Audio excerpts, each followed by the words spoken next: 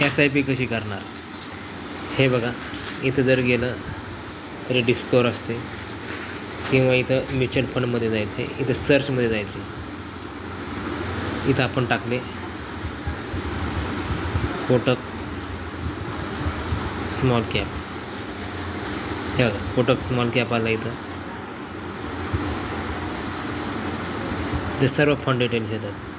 हे बघा सगळं तुम्हाला स्टडी करतात. 2006 चालू आहे आणि 18.5% रिटर्न दिला आहे 2005 म्हणजे किती जबरदस्त पैसे बनतात त्याच्यामध्ये. हे बघा इथं आपण SIP करणार. इथं तुम्हाला कितीची करायची त्याप्रमाणे करायचं. इन्व्हेस्ट वन टाईम टाकायचं तर एकदम टाकू शकतात. इथं आपण गेलो मंथली इन्व्हेस्टमेंट तुम्हाला करायची. समजा आपल्याला जर 2000ची SIP करायची असेल तर आपण 3 फंडमध्ये टाकू. तर ही समजा केली आपण 700ची SIP. 19 वर्षाचे जे 14,815 लोकांनी पैसे टाकलेले त्याच्यात फंड आहे त्याचा. हे सगळं दिसतं. फंड मॅनेजर कोण आहे, कोणकोणते स्टॉक्स बाय केले, टॉप होल्डिंग कोणती आहे, कोणत्या शेअर्समध्ये आहे. या शेअर्समध्ये तुमचे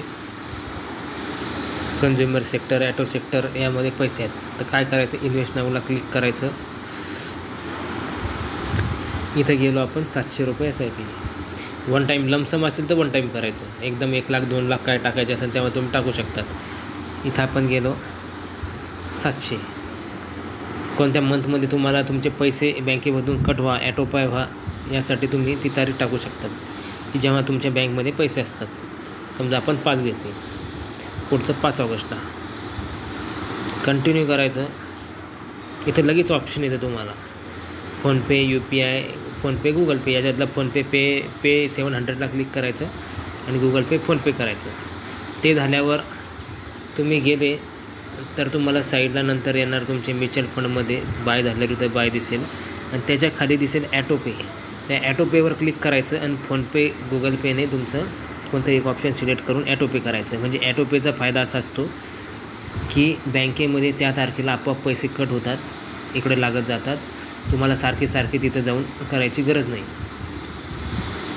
तसेच 15,000पर्यंत तुम्ही तिथं मॅन्डेटेड असतं. 15,000 म्हणजे 15,000पर्यंत तुम्ही SIP करू शकतात. तर 2,000ची लावली तर 2,000 आपली SIP लागत राहते. या प्रकारे तुम्ही SIP करू शकतात. यामध्ये सर्व दिसतं. हाय रिटर्न कोणकोणत्यांनी दिले. तर आपण जे फंड सांगतो ते घ्यायचे. लाँग टर्ममध्ये जबरदस्त 18 ते 20% सहज 17-18% तर यामध्ये रिटर्न मिळतो. जसे की